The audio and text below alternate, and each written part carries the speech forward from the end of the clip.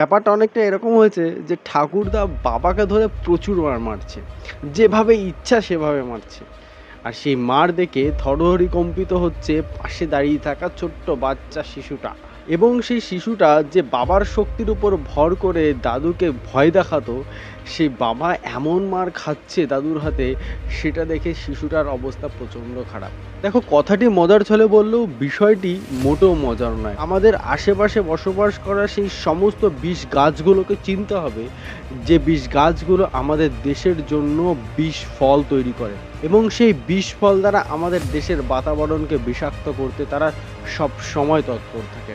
দেখো, যে মানুষটা তোমার সাথে সামনাসামনি শত্রুতা করে, তার থেকে অনেক বেশি ক্ষতিকর সেই মানুষটা যে মানুষটা তোমার কাছ থেকে সমস্ত রকম সুবিধা তো নেয়, কিন্তু পেছনে পেছনে তোমার ক্ষতি এবং তোমার সর্বনাশ করার জন্য বিভিন্ন কনস্পিরেসি, বিভিন্ন ষড়যন্ত্রে লিপ্ত থাকে। দেখো, পাকিস্তান আর বাংলাদেশ এই দুটো দেশের ক্রোনোলজি একদমই এক। শেখ হাসিনা সরকার যতদিন ছিল ততদিন তবুও তো ভালো ছিল, কিন্তু এই মুহূর্তে বাংলাদেশ যে ধার্মিক উন্মাদদের হাতে চলে গেছে, সেটা ভারতের জন্য মোটেও সুখকর নয়।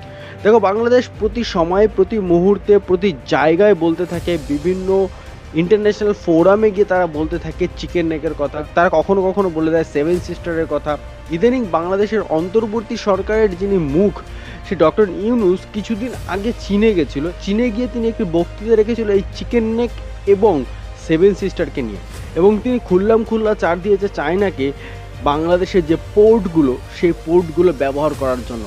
আর চায়না কী কারণে অন্য কোনো দেশের পোর্ট ব্যবহার করে, সেটা যারা আন্তর্জাতিক সম্পর্ক সম্বন্ধে একটু ওয়াকিবহাল আছে তারা খুব ভালোভাবে জানে। চায়না কেন, কিসের জন্য, কোন জায়গায় ইনভেস্ট করে এবং কোন জায়গায় তার ইন্টারেস্ট শো আপ করে, সেটা সবাই জানে। আমরা যারা পশ্চিমবঙ্গে বাস করি, তাদের বর্ডারের ওপাশে যে বিষাদর সাপগুলো আছে, সেই সাপগুলোকে চেনাটা আরও বেশি ইম্পর্টেন্ট বন্ধু।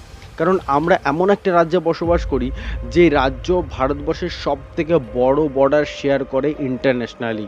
তাই আমাদের রাজ্য ইন্টারন্যাশনাল রিলেশনশিপের ক্ষেত্রে সব থেকে বড় ভূমিকা পালন করে। পাকিস্তান তো আমাদের শত্রুই, সেটা তো বলার অপেক্ষা থাকে না, কিন্তু পাকিস্তানের পেট সার্জারি করে আমরা যে বাচ্চাটা জন্ম দিয়েছিলাম, সে বাচ্চাটাও বড় হয়ে তার বাবার মতন বিষধর সাপই হয়েছে, সেটা আমাদের ভুললে চলবে না বন্ধু। যেই চোখে আমরা পাকিস্তানকে দেখি, ঠিক সেই চোখেই বাংলাদেশকেও দেখা আরম্ভ করা উচিত। পাকিস্তান বর্ডারের ক্ষেত্রে যতটা শক্ত এবং তৎপরভাবে আমাদের ভারতীয় সেনারা লক্ষ্য রাখি, ততটাই তৎপর এবং শক্তভাবে বাংলাদেশ সীমানাটাকেও দেখা উচিত। একটা কথা সবসময় মনে রাখতে হবে বন্ধু, দেশকে রক্ষা করার দায়িত্ব বা দেশকে বাঁচানোর দায়িত্ব শুধুমাত্র সেনাবাহিনীর নয়। হ্যাঁ, তারা তো আছেই সীমান্তে আমাদের রক্ষা করার জন্য, কিন্তু আমাদেরকেও বুঝতে হবে, আমাদেরকেও চিনতে হবে, ইন্টারন্যাশনাল রিলেশনশিপ সম্বন্ধে ওয়াকিবহাল হতে হবে, ইন্টারন্যাশনাল পলিটিক্স সম্বন্ধে ওয়াকিবহাল হতে হবে। কোন দেশ আমার জন্য বিষ উগরাচ্ছে, কোন দেশ আমার জন্য বন্ধুত্বের হাত বাড়িয়ে দিচ্ছে, এটা বুঝে নেওয়াটা এবং জেনে নেওয়াটা অত্যন্ত ইম্পর্টেন্ট একটা জিনিস বন্ধু। কিন্তু তোমরা কি এটা লক্ষ্য করেছো, এত ঘটনার ভিড়ে সেই মানুষগুলোকে তো একদমই দেখা যাচ্ছে না, যে মানুষগুলো বলেছিল কয়েক ঘন্টার মধ্যে কলকাতা দখল করে নেবে। তারা যাদেরকে বড় বড় শক্তিধারী বিষধর সাপ মনে করতো, এবং তারা মনে করতো সেই সাপগুলো যখন তখন ভারতবর্ষকে গিলে নিতে পারে, সেই সাপ যে শুধুই প্লাস্টিকের সাপ এবং সেই সাপ যে শুধুমাত্র খেলনা সাপ, সেটা দেখে তাদের পশ্চাৎ দেশে যে ফাটলটা ধরেছে, আর সেই ফাটলের জন্য তাদের যে ব্যথাটা করছে, সেই ব্যথাটা দেখে আমার বেশ বড্ড মজা লাগছে।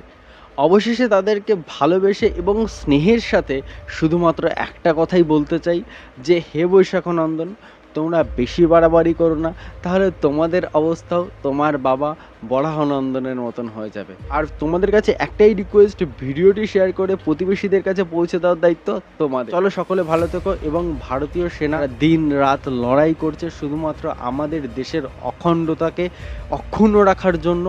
যারা দিন রাত লড়াই করছে যাতে আমরা নিরাপদে থাকি, তাদের জন্য দিনের শেষে সবাই মিলে প্রার্থনা করো যে তারা যেভাবে গেছে সেভাবেই যেন অক্ষতভাবে তারা বাড়ি ফিরে আসে, কোনো আঁচ তাদের গায়ে যেন কখনো না লাগে। এই সময় দাঁড়িয়ে আমাদের প্রতিটি ভারতবাসীর প্রতিটি প্রার্থনায় যেন শুধুমাত্র আমাদের ভারতীয় সৈনিকরাই থাকে।